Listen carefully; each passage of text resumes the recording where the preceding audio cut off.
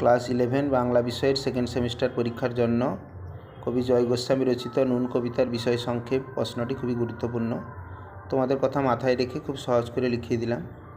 জীবনানন্দ পর্বের শ্রেষ্ঠ বাঙালি কবি জয় গোস্বামী রচিত নুন কবিতায় দিন আনা দিন খাওয়া শ্রমজীবী মানুষের জীবনে রোজ নামচা প্রকাশিত হয়েছে।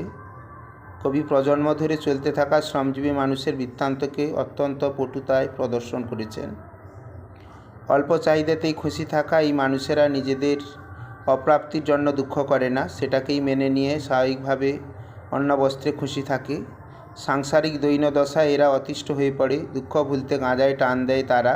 সামান্য প্রাপ্তিকেই জীবনের বড় প্রাপ্তি ভেবে নিজেদের অবদমিত ইচ্ছার প্রতিফলন ঘটায় গোলাপ চারা কেনার মাধ্যমে। কিন্তু যারা একচিলতে জায়গায় কোনো রকমে মাথা গুঁজে থাকে, তাদের সেই ইচ্ছে অপ্রাপ্তিই থেকে যায়। হেসে খেলে কষ্ট করে কাটিয়ে দেওয়া এই মানুষদেরও একটা সময় আসে যখন ক্ষুধা ক্লান্তি থেকে মুক্তির উপায় থাকে না।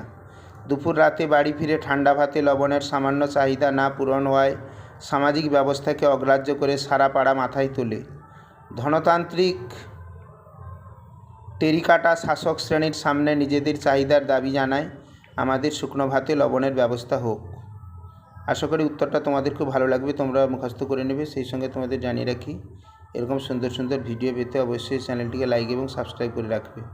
Thank you.